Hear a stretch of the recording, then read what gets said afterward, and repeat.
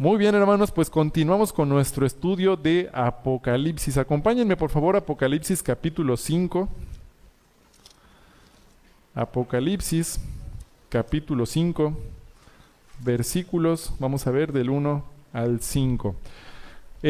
Antes de que empezara el periodo navideño, habíamos empezado con el estudio de Apocalipsis. Recuerdan que estudiamos las cartas a las 7 iglesias del Apocalipsis, luego vimos la adoración celestial. Y pues normalmente a veces el libro de Apocalipsis puede ser un poco, nos puede dar algo de miedo empezar a estudiarlo, ¿verdad? Quizás no por el sentido de que, ay, nos va a dar miedo lo que dice, pero porque a veces es difícil de comprender, ¿verdad? Y decimos, tal vez no lo voy a entender, mejor no lo voy a estudiar. Pero la verdad es que es un libro que es muy literal. A veces pensamos que todo lo que dice puede ser metafórico, pero muchas de las cosas que dice son literales, solo que a veces es difícil que nosotros lo podamos creer y no pensamos que sea literal todo lo que dice el libro de Apocalipsis, pero es un libro muy literal. Y recordamos que estamos estudiando el libro de Apocalipsis porque el fin del libro de Apocalipsis es preparar al creyente para que esté animado, para que esté esperando el regreso del Señor Jesús. El libro de Apocalipsis, de forma general, pues habla del Señor Jesucristo, habla de su regreso, de su segunda venida, de cuál va a ser lo que va a suceder después en la creación de los últimos días, pero su enfoque es Jesús.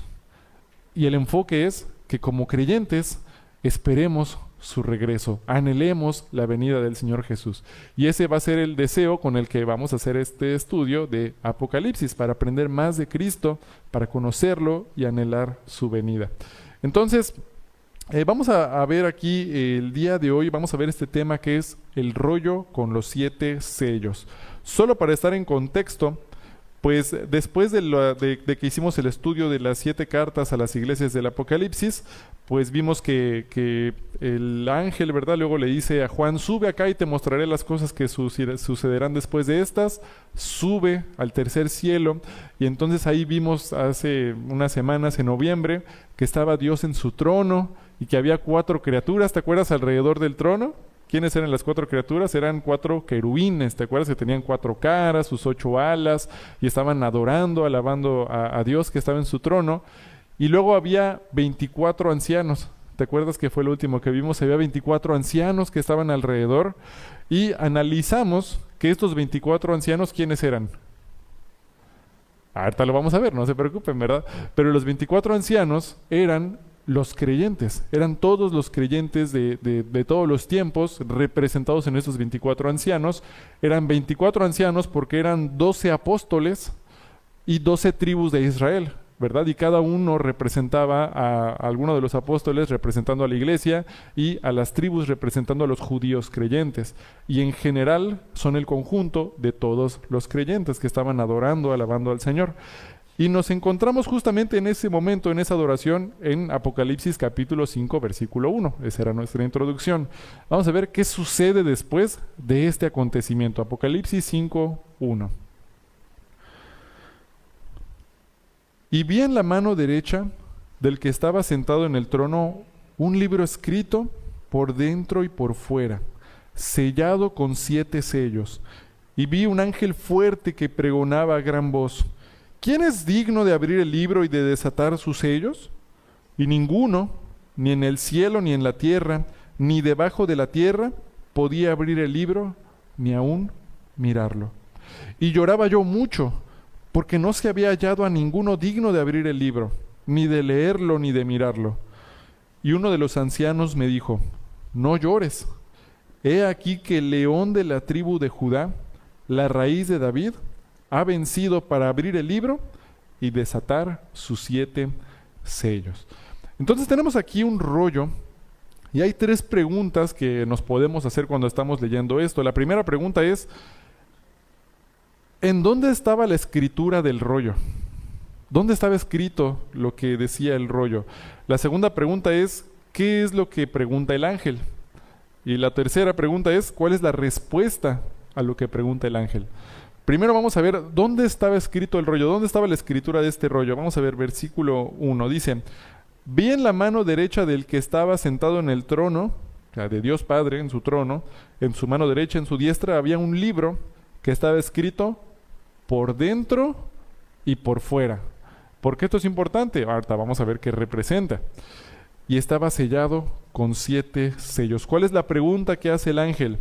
¿Quién es digno de abrir el libro y desatar sus sellos? ¿Quién podía abrirlo? Y el mismo ángel, bueno, después un anciano da la respuesta en el versículo 5. Y uno de los ancianos me dijo, no llores, he aquí que el león de la tribu de Judá, la raíz de David. ¿Quién es el león de Judá? Jesús. ¿Quién es la raíz de David? Es Jesús, es un descendiente de David. Es el león de Judá, es Jesucristo, es el único digno de abrir este sello. Ahora, vamos a ver por qué un rollo. Pues hoy en día tenemos libros, ¿verdad? Como la Biblia, libros que podemos estudiar, pero en ese entonces, pues no había libros como los conocemos hoy en día, todo se manejaba en rollos. De hecho, la Biblia, pues no eran una Biblia como la tenemos hoy, sino que eran muchos rollos que iban leyendo y se los iban pasando de uno a otro. También, cuando había documentos como una escritura de una casa, hoy en día, pues tú tienes tu hoja, una factura de un coche, pues es una hoja. En ese entonces, pues no había hojas así, eran rollos. Todo se manejaba en rollos y se sellaban, se cerraban para que solo los pudiera abrir el propietario. Así funcionaban. Entonces, vemos un rollo. ¿Este rollo qué representa? Vamos a ver en la primera parte de este mensaje que hay un personaje en la legislación hebrea, en el Antiguo Testamento, que se llama el Goel. Goel es una palabra hebrea que significa el pariente redentor o pariente más cercano. Cuando, por ejemplo, había la muerte de una persona, el que era el heredero de las posesiones era el pariente más cercano. También cuando, por ejemplo, había un matrimonio y digamos el esposo moría y la esposa quedaba viuda, pues en ese entonces era muy peligroso porque pues una mujer por sí sola era muy difícil que trabajara, no podía conseguir ingresos y estaba en una posición muy, muy peligrosa. Entonces había un pariente cercano, que era el Goel, el pariente redentor, que podía casarse con la viuda para redimirla y darle cierta protección y para poder proveerle lo que le necesitaba y pues redimir o restituir el nombre del difunto. Entonces era la persona que era llamada el Goel o el pariente redentor más cercano. Vámonos al libro de Ruth y vamos a ver una aplicación de este Goel. Hay un punto de todo esto con Apocalipsis, no pienses que nos estamos yendo a otro lado, hay una razón, pero vámonos a Ruth capítulo 3. Ruth capítulo 3, Josué, jueces, Ruth.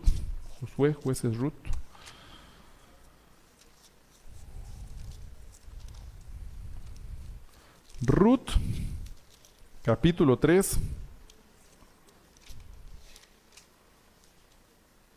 Ruth, capítulo 3, versículo del 9. Vamos a ver hasta el versículo 9. Ruth, capítulo 3, versículo 9. Para tener un poco de contexto, pues vamos a repasar muy brevemente el libro de Ruth. Ruth era una mujer gentil, una moabita, que se había casado con un judío, con un israelita. Pero después de un tiempo su esposo murió. Y entonces ella, cuando ya pues había muerto su esposo, tenía una suegra que se llamaba Noemí. Y Noemí le decía, pues vuélvanse a casar, vuélvete a casar con otro moabita, ¿verdad? Yo ya me voy a regresar a mi tierra. Y Ruth decía, yo me voy a quedar contigo. Y Ruth fue muy fiel con su suegra Noemí y le dijo, yo me voy a quedar contigo y te voy a seguir a donde vayas, tu pueblo será mi pueblo y tu Dios será mi Dios, dijo Ruth. Entonces, pues al ver Noemí que Ruth estaba muy decidida a seguirla, regresa Noemí a Israel y Ruth la acompaña. Y mientras van de regreso, pues Ruth era viuda y ya no tenía posesiones. Pero cuando van de regreso, llegan a unas tierras de un pariente cercano de Elimelec, que era el esposo de Noemí, que también ya había fallecido. Y tenía tierras y tenía posesiones, pero no eran suyas, eran de su difunto esposo. Y había un pariente cercano que se llamaba Boz. Entonces, Boz, al ser el pariente cercano, podía ser el Goel. Es decir, podía ser quien podía redimir a Ruth para regresarle las tierras que anteriormente eran de Elimelec, porque era pues el heredero, el pariente cercano. Y lo que vamos a ver aquí en Ruth capítulo 3 versículo 9 es justamente el momento cuando Noemí, la suegra de Ruth, le dice: ve al aposento donde está Boz, que era el pariente cercano, y le va a pedir que la redima. Y le va a pedir si la puede redimir, porque la redención era algo voluntario. No había una obligación legal de redención. El que iba a redimir tenía que decidir redimir. Y se hacía por una solicitud. Entonces vamos a ver Ruth capítulo 3 versículo 9. Entonces él dijo: ¿quién eres? Y ella respondió: yo soy Ruth, tu sierva. Extiende el borde de tu capa sobre tu sierva, por cuanto eres pariente cercano. O sea, el Goel le está diciendo. Y él dijo: bendita seas tú de Jehová, hija mía. Has hecho mejor tu postrera bondad que la primera, no yendo en busca de los jóvenes, sean pobres o ricos. Ahora pues, no temas, hija mía, yo haré contigo lo que tú digas, pues toda la gente de mi pueblo sabe que eres mujer virtuosa. Y ahora, aunque es cierto que yo soy pariente cercano, o sea, el Goel, con todo eso hay pariente más cercano que yo. Pasa aquí la noche, y cuando sea de día, si él te redimiere, bien, redímate. Mas si él no te quisiere redimir, yo te redimiré, vive Jehová. Descansa pues hasta la mañana. Ruth había un pariente más cercano que vos, pero cuando se acerca a buscar si este otro pariente la redime, el otro pariente dice: no, yo no te quiero redimir. Y entonces vos dice: yo sí la voy a redimir, porque yo ya le prometí eso a Dios. Mira, vamos a saltar a Ruth 4, versículo 9.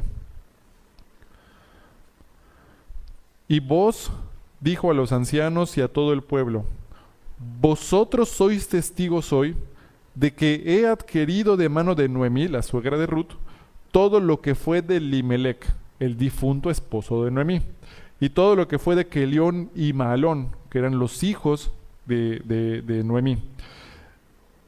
Y que también tomo por mi mujer a Ruth la moabita, mujer de Mahalón, para restaurar el nombre del difunto sobre su heredad, para que el nombre del muerto no se borre de entre sus hermanos y de la puerta de su lugar. Vosotros sois testigos hoy. Y dijeron todos los del pueblo que estaban a la puerta con los ancianos: testigos somos. Jehová haga a la mujer que entra a tu casa como a Raquel y a Lea, las cuales edificaron la casa de Israel, y tú seas ilustre en Éfrata, y seas de renombre en Belén. Interesante, ¿dónde eran? De Belén. Ya luego acabamos de pasar Navidad, ¿verdad? Ya recordamos algo de eso. De esta unión de Ruth y de Boz, más adelante iban a ser Jesús. Pero ¿qué es lo que sucede acá?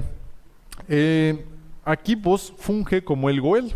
Es el que redime a Ruth, restaura sus posesiones, la protege, pero además de forma voluntaria. Boz es el que decide hacerlo. Ahora Boz no tenía que hacerlo, pero por misericordia decide cuidar y proteger a Ruth. Vamos a ver algo más. Mira, acompáñame a Jeremías capítulo 32, versículo 9. Vámonos hasta Isaías. Después de Isaías está Jeremías. Jeremías 32, versículo 9. Entonces vemos en la práctica cómo funge este acto del Goel, del pariente redentor más cercano. Oye, ¿qué tiene que ver esto con Apocalipsis? Ahorita lo vamos a ver, espérense tantito. Pero no son coincidencias que toda la historia de Ruth sucedió de esta forma. Es Dios que está pintando un cuadro. Vamos a ver quién es nuestro pariente redentor. ¿Quién nos redime? Pues yo creo que ya lo sabes, ¿verdad? Pero hay una ilustración en todo esto. Mira, vamos a ver Jeremías 32, 9. Jeremías 32, 9. Ahora, ¿qué vamos a ver aquí en Jeremías? La ciudad de Jerusalén en este momento se encontraba rodeada. Estaba sitiada, los de Babilonia iban a destruir la ciudad de Jerusalén, ya estaban ahí justamente a las puertas, y Jeremías, como estaba anunciando que pues los de Babilonia iban a destruir la ciudad, porque era lo que Jehová le decía, decide el rey de Jerusalén pues encerrar en la cárcel a Jeremías. Y mientras está encerrado en la cárcel Jeremías, Dios le dice a Jeremías: mira, va a llegar un pariente tuyo y te va a vender un terreno. Cómprale el terreno en medio de la guerra. Cuando estaban a punto de sitiar y destruir todo, Dios le manda a Jeremías a que compre ese terreno. Entonces, él dice, ok, vamos a comprarlo. Y ahí es donde nos encontramos en Jeremías 32:9. Lo que vamos a ver aquí es el rollo. Vimos el goel, ahora vamos a ver cómo se usaba un rollo. Jeremías 32:9. Vamos a ver desde el 8. Y vino a mí Hanameel, hijo de mi tío, conforme a la palabra de Jehová, al patio de la cárcel, y me dijo, compra ahora mi heredad, que está en Ananot, en tierra de Benjamín, porque tuyo es el derecho de la herencia, y a ti corresponde el rescate. Cómprala para ti. Entonces conocí que era palabra de Jehová. Y compré la heredad de Hanameel, hijo de mi tío, la cual estaba en Anatot, y le pesé el dinero 17 siclos de plata, y escribí la carta y la sellé y la hice certificar con testigos y pesé el dinero en balanza. Tomé luego la carta de venta sellada, según el derecho y costumbre, y la copia abierta. Y di la carta de venta a Baruc, hijo de Nerías, hijo de Masías, delante de Hanameel, el hijo de mi tío, y delante de los testigos que habían suscrito la carta de venta, delante de todos los judíos que estaban en el patio de la cárcel. Y di orden a Baruc delante de ellos, diciendo, así ha dicho Jehová de los ejércitos, Dios de Israel. Toma estas cartas, esta carta de venta sellada y esta carta abierta, y ponlas en una vasija de barro para que se conserven muchos días. Porque así ha dicho Jehová de los ejércitos, Dios de Israel. Aún se comprarán casas, heredades y viñas en esta tierra. Cuando se iba a hacer un trato de compraventa, en el interior de la hoja se escribían todas las cláusulas de la compraventa, qué era lo que se iba a comprar, por cuánto dinero, qué cantidad. Se enrollaba y por afuera se escribían los testigos que habían estado cuando se hizo ese trato. Después de que por adentro escribían las cláusulas, afuera escribían los testigos y los sellaban con el sello del propietario, el que estaba vendiendo. Era una manera de certificar que era un trato válido. Entonces, de esta forma, el rollo era como una carta, por ejemplo, de hoy en día lo que sería un título de propiedad, ¿no? Era el rollo, el título de la propiedad. Pero el único digno de poder tener este rollo, pues era el que pagaba por la propiedad, ¿verdad? Hoy en día, imagínate, compras un coche. ¿Qué es lo que certifica que compraste el coche? Hay un papelito que se llama la carta factura, ¿verdad? Esta carta factura es lo que hace que el coche sea tuyo. Ahora, ¿qué hacemos? Pues compras el coche, te dan la carta factura y que dices, se la voy a dar a mi vecino para que me cuide la carta factura. No hacemos eso, ¿verdad? ¿Por qué? ¿Quién es el único que es digno de tener la carta factura? Pues el dueño, el que pagó por esa carta, ¿verdad? La cuidas, la proteges, porque eso avala que tú eres el dueño del vehículo. Entonces, el único que era digno de tener el rollo era el que había pagado el precio. En este caso, pues Jeremías, como había dado los siclos de plata, él es el que tenía el rollo y pues le pertenecía a él. Él era el único digno de poder abrirlo porque él había pagado el precio. Yo soy el que tiene la carta factura porque yo pagué el precio del coche. El único que podía abrir este rollo era Jeremías. ¿Por qué es importante eso? Ahora sí, vámonos a Apocalipsis.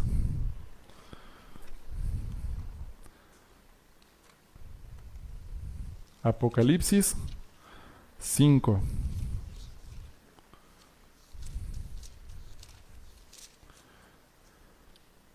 Apocalipsis 5:1.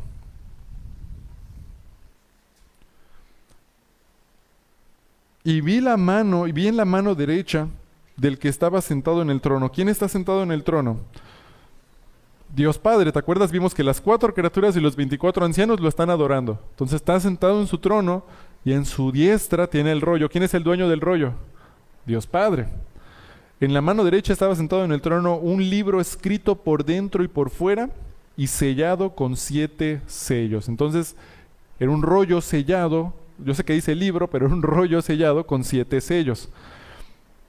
Y vi un ángel fuerte que pregonaba a gran voz: ¿quién es digno de abrir el libro y desatar sus sellos? Mira el 3. Ninguno, ni en el cielo, ni en la tierra, ni debajo de la tierra, podía abrir el libro, ni aún mirarlo. Y yo lloraba mucho, porque no se había hallado a ninguno digno de abrir el libro, ni de leerlo, ni de mirarlo.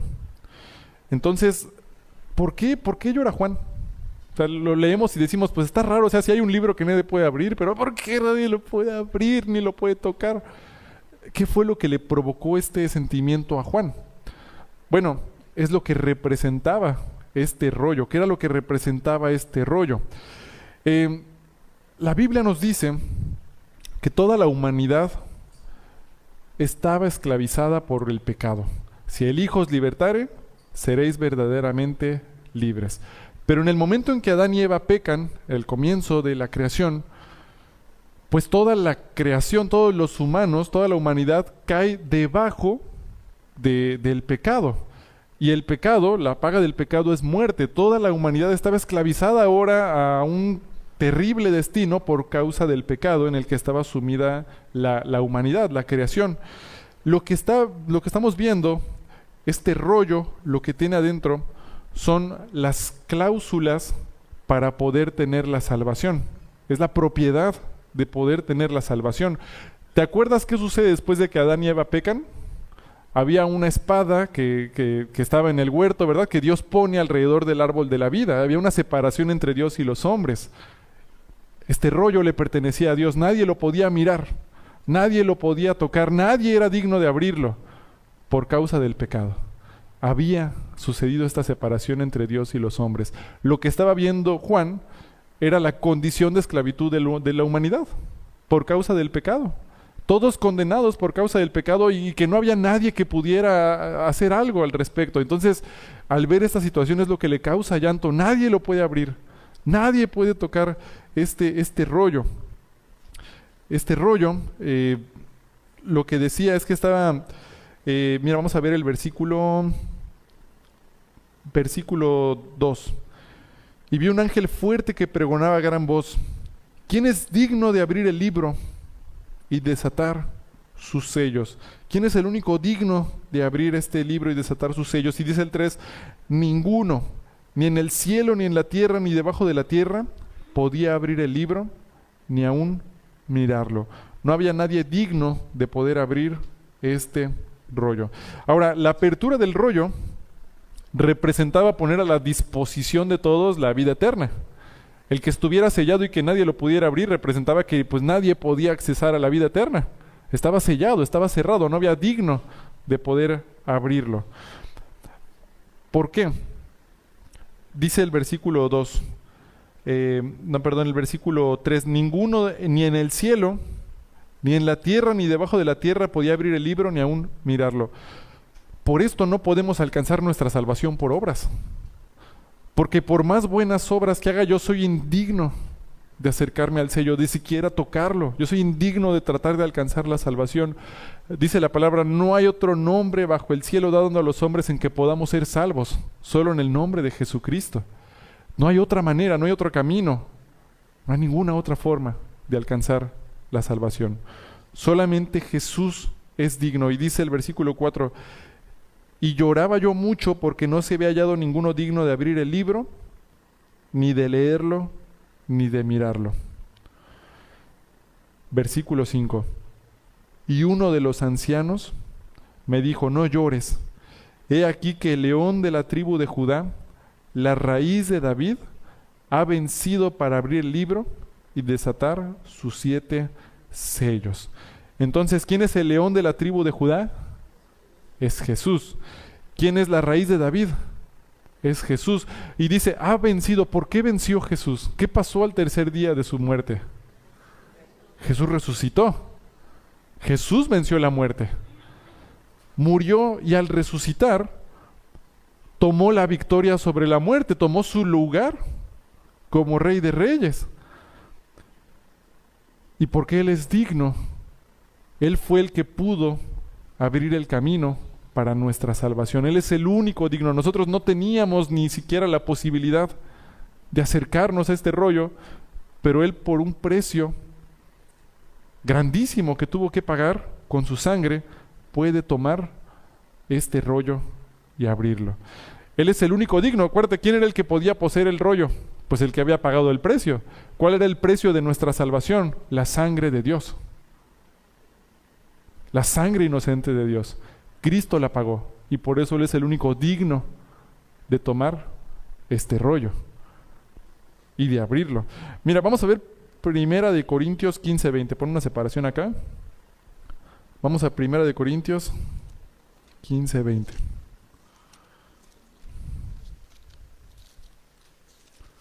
Primera de Corintios 15:20.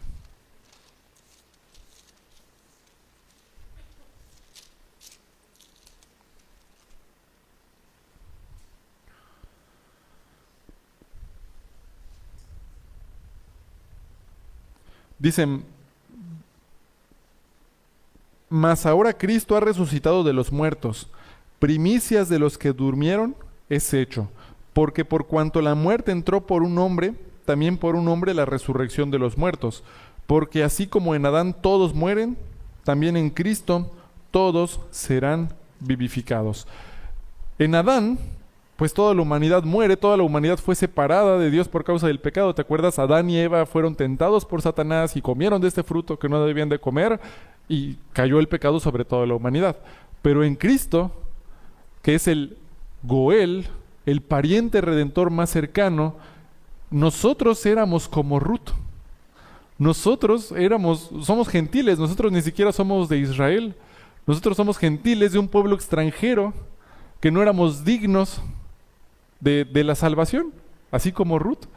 Pero ¿qué hizo Ruth? Ruth se acercó a vos, pero aquí la cosa es que vos es el que toma la decisión voluntaria de redimir a Ruth, porque vos podía dejarla ahí morir de hambre, o sea, podía hacerlo y podía ser justo para hacerlo, porque él no tenía la responsabilidad de redimirla. Podía hacerlo si quería, pero no tenía la responsabilidad. Jesús vino a morir por nosotros de forma voluntaria. Él no tenía que venir si no quería. Si Él no moría por nosotros en la cruz, Él seguía siendo santo, santo, santo, y nosotros justamente moríamos por nuestro propio pecado. Porque nosotros decidimos pecar, nosotros decidimos ignorar a Dios y estábamos condenados al pecado. Pero Cristo, por gracia, por misericordia, decide venir y morir en una cruz por amor a nosotros. Él es el pariente redentor que decide voluntariamente redimirnos, así como vos redime a Ruth. Él nos cubre con su manto. Él nos da una herencia que no era nuestra, porque nos redime. Él es nuestro Goel. Gloria a Dios que hay alguien digno de abrir el sello. Gloria a Dios que Él vino para darnos esta salvación que nosotros no merecíamos. Mira, vamos a ver Primera de Juan 2:15. Primera de Juan 2:15.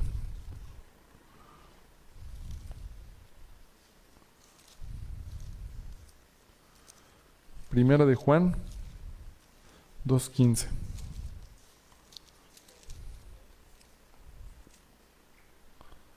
Primera de Juan 2:15 es una definición breve del amor y de las consecuencias que había por el pecado. Dice Primera de Juan 2:15: no améis al mundo ni las cosas que están en el mundo. Si alguno ama al mundo, el amor del Padre no está en él. Porque todo lo que hay en el mundo, los deseos de la carne, los deseos de los ojos y la vanagloria de la vida, no provienen del Padre, sino del mundo. Y el mundo pasa y sus deseos. Es efímero el mundo. Pero el que hace la voluntad de Dios, permanece para siempre. El amor de Dios, ese permanece para siempre. El mundo perece, el mundo se queda atrás. Pero el amor de Dios permanece para siempre. El pecado nos separaba de Dios, pero el amor de Dios es eterno.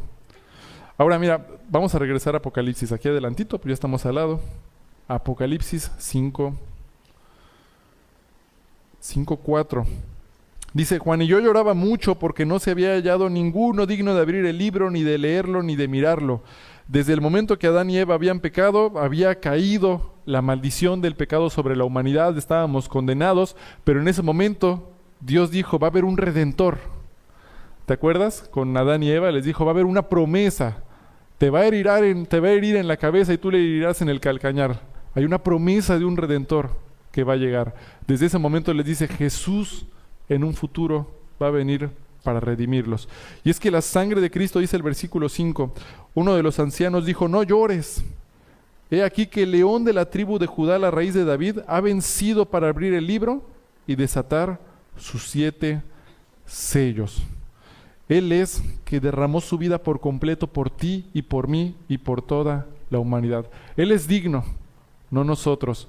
No existe la expiación limitada. Cristo murió por todos. Cristo murió por aquellos que no le aman. Cristo murió por aquellos que no creen en Él. Pero si no creen en Él, ellos no van a ser acreedores a esa sangre que los cubre. Es como si Ruth se fuera corriendo de vos, en vez de ir a buscar ayuda de vos, es como si Ruth hubiera huido. Yo no quiero saber nada de ti, vos. Pues vos iba a decir, pues está bien, te quería redimir, pero si te vas, no te voy a redimir. Pero Cristo murió por todos. La sangre de Cristo es por todos. No hay diferencia. Gloria a Dios que esa persona digna fue hallada, que es Jesús. Dice Hebreos 9:22, sin derramamiento de sangre no se hace remisión de pecados, y Él al vencer la muerte con su sangre, abrió el camino para nosotros. Vamos a seguir leyendo. Versículo 6. Y miré, y vi que en medio del trono de los 4 seres vivientes y en medio de los ancianos estaba en pie un cordero como inmolado, que tenía 7 cuernos y 7 ojos, los cuales son los 7 espíritus de Dios enviados por toda la tierra. Ahora, en ese momento, ahora cambia la visión y ahora es un cordero, dice el versículo 7, y vino y tomó el libro de la mano derecha del que estaba sentado en el trono. Tenemos esta imagen entonces de que está Dios en su trono y ahora ya no es un león, ahora ¿quién es el que se presenta? Un cordero como inmolado. ¿Qué significa inmolado?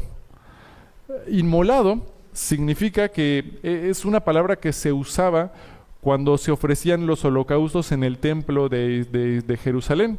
Entonces, cuando iba el sacerdote y ofrecía, por ejemplo, un cordero para un holocausto, lo tenían que inmolar, lo mataban. Y entonces, con su sangre, hacían el holocausto. Pues este cordero estaba como inmolado. En Apocalipsis, cuando veas la palabra como, es importante identificarlo porque nos está haciendo un cuadro, nos está haciendo una similitud. Este cordero se veía como si estuviera inmolado, es decir, tenía sangre. ¿Quién es este cordero como inmolado? ¿Puedes poner en la pantalla, por favor, Juan 1:29? Que por cierto es de las pocas veces en Apocalipsis donde Cristo se presenta como un cordero.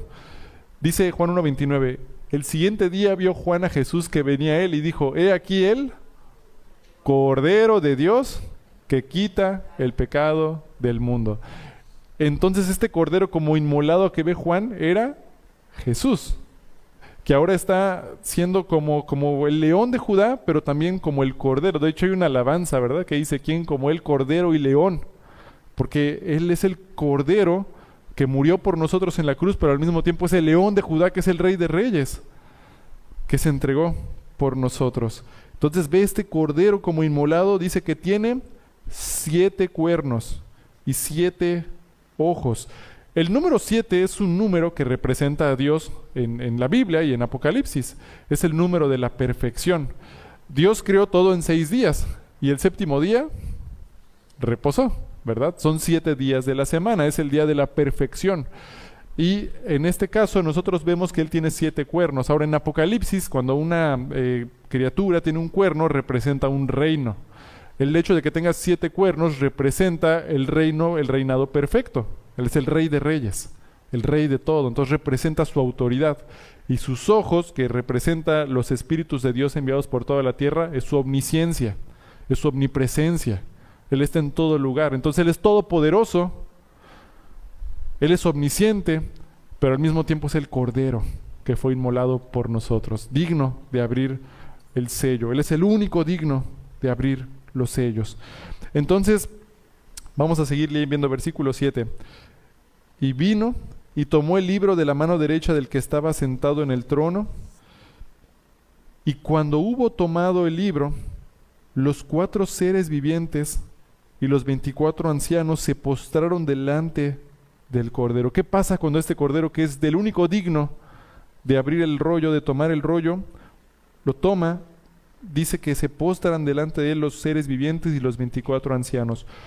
Todos tenían arpas y copas de oro llenas de incienso, que son las oraciones de los santos. Y cantaban un nuevo cántico diciendo: digno eres de tomar el libro y de abrir sus sellos, porque tú fuiste inmolado, y con tu sangre nos has redimido para Dios de todo linaje, lengua, pueblo y nación, y nos has hecho para nuestro Dios reyes y sacerdotes, y reinaremos sobre la tierra. Ahora vamos a analizar esto. Versículo 8.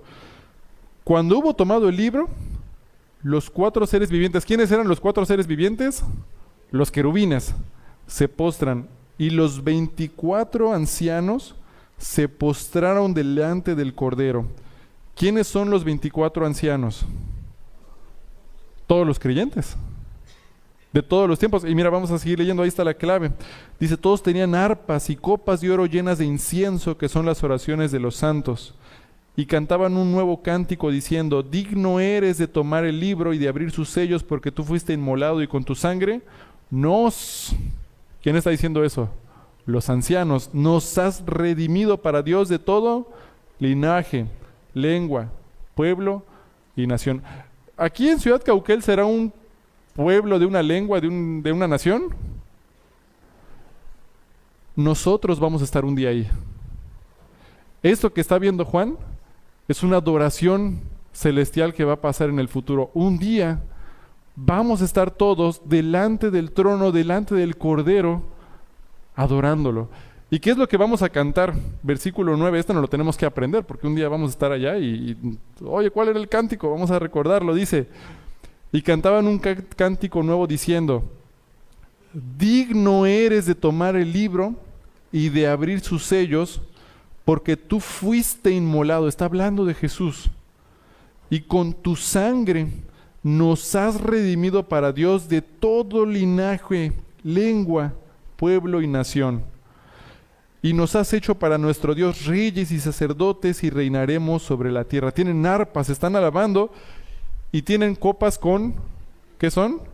Incienso, que son las oraciones de los santos. ¿Te acuerdas de que celebramos en Navidad hace unas semanas y hablábamos qué fue lo que llevaron los magos del Oriente? Incienso, oro, mirra e incienso. El incienso era para adorar a Dios. Es una manera de adorar a Dios. Cada que nosotros oramos es una adoración a Dios. Y aquí los 24 ancianos, todos tienen copas llenas de incienso. Cada oración que tú haces a Dios es una adoración para Él. A veces nosotros pensamos, bueno, pero pues yo oré, ¿verdad? Algo hace como 6 años, seguro ya se le olvidó a Dios. Las copas están llenas. Dios no olvida. Él es omnisciente. Cada oración que haces a Dios permanece para siempre. El Señor recuerda una oración de una persona que en 1215 estaba orando por su esposa que estaba enferma. El Señor lo recuerda.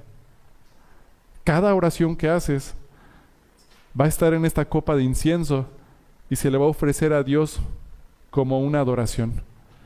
Hay que orar. Por eso el Señor dice: orad sin cesar. Ora al Señor.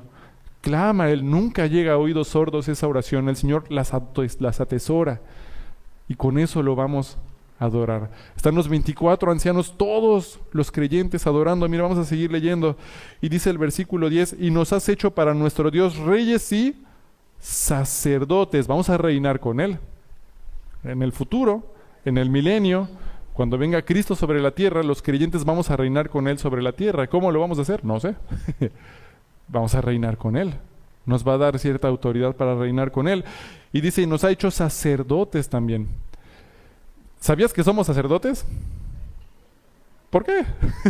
Bueno, un sacerdote es aquel que tiene una comunicación directa con Dios.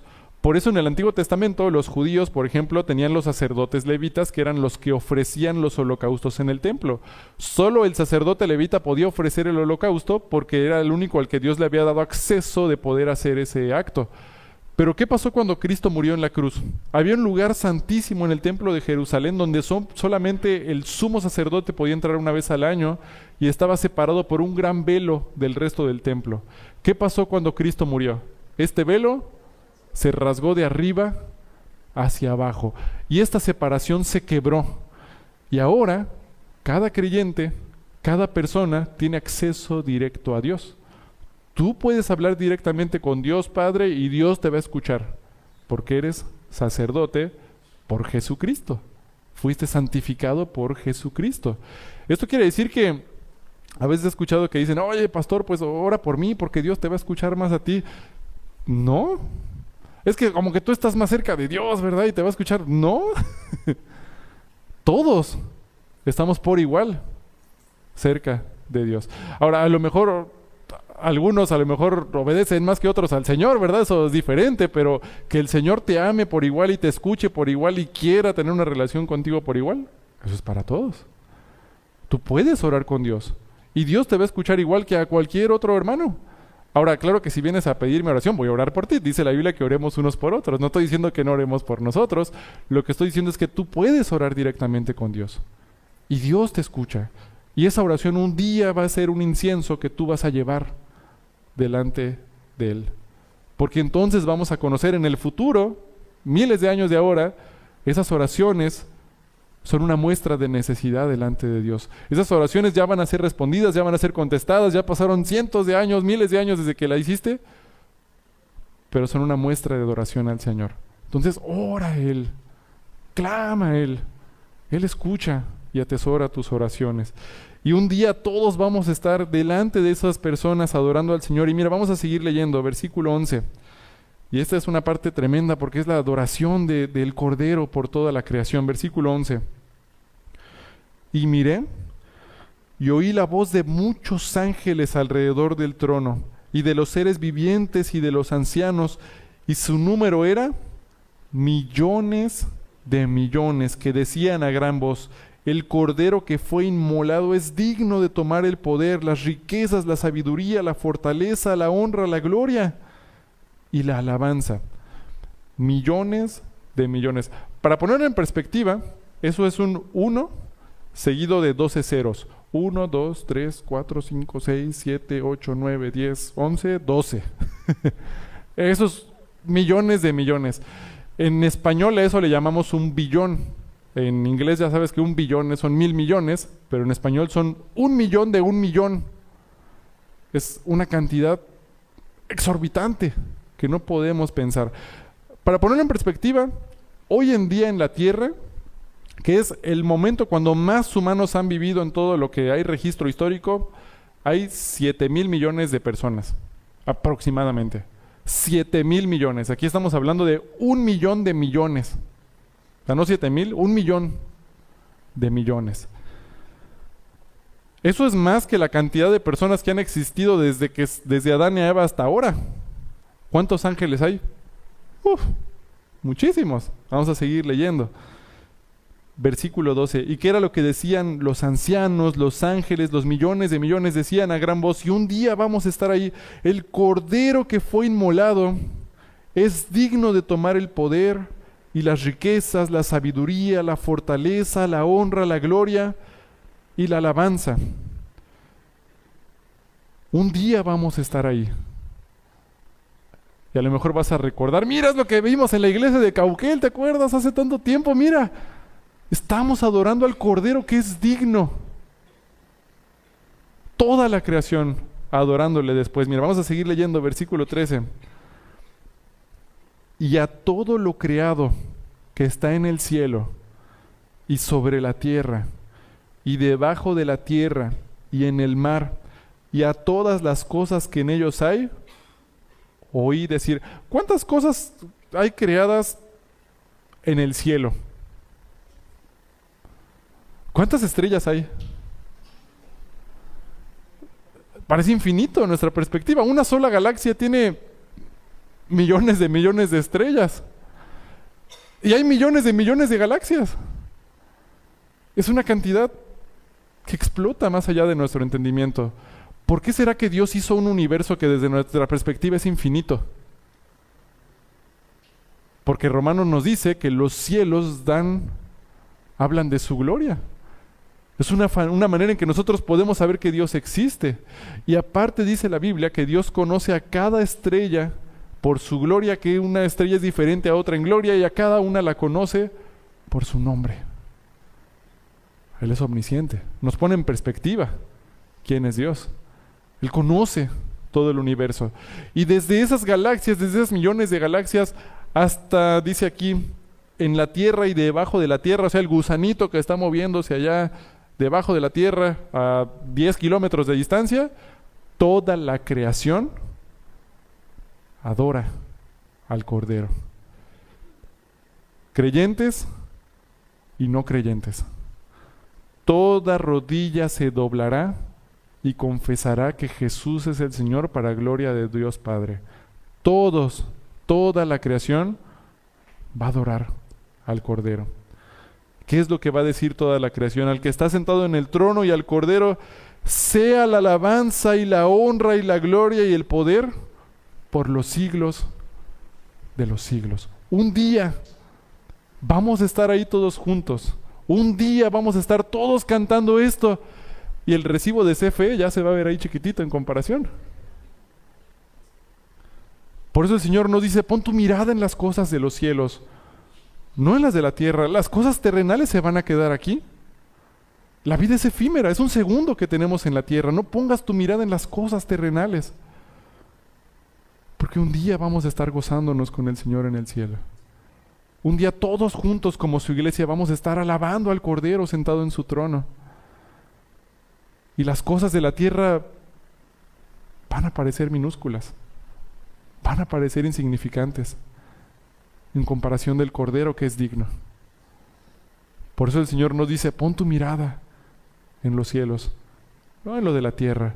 Pablo decía, para mí el vivir es Cristo y el morir es ganancia. Mientras vivimos, sirvamos a Cristo, pero cuando morimos vamos a gozarnos alabándolo día y noche con millones y millones de ángeles. ¿Qué comparación hay con lo que vivimos hoy? Gózate en el Señor. Si toda la creación adora al Cordero, y lo vamos a adorar un día y toda rodilla se va a doblar, ¿cómo estoy adorando hoy en día al Cordero? ¿Cómo le estoy adorando con mi vida? Si las estrellas, los millones de estrellas le adoran, si nada está libre de esa adoración al único digno, ¿cómo le estoy adorando yo con mi vida? ¿A qué estoy muriendo yo? ¿Qué pecado estoy dejando? ¿Qué le estoy entregando yo para adorarlo? Porque Él es digno de adoración. Yo no merecía ser salvo. Yo no merecía que el Goel, el Redentor, el pariente más cercano, extendiera su manto sobre mí. Yo no merecía que Jesús me salvara. Pero ¿qué crees? Jesús te salvó. Y Jesús dio su vida por ti y por mí. Lo único que nos queda es adorarlo. Porque lo de la tierra, aquí se va a quedar. Pero una oración que levantes al Señor, vamos a tenerlo en nuestras manos un día delante de Él. No te digo en miles de años, porque quién sabe cuándo va a venir el Señor. A lo mejor es en 10 años, en 5 años. El próximo mes vas a tener tu copa levantada delante del Señor, porque cuando viene el Señor no sabemos. Pero el tiempo está cerca. Eso sí lo sabemos. ¿Cómo puedo adorarle más? ¿Cómo puedo entregarle mi vida al que dio su vida por mí? Vamos a ver Filipenses 2.9 y con esto ya terminamos. Filipenses 2.9.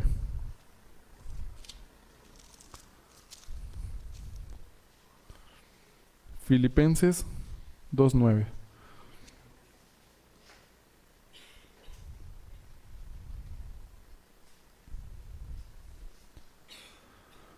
Por lo cual, bueno, me espero para que lo encuentren todos porque todavía escucho las hojas. Filipenses 2.9.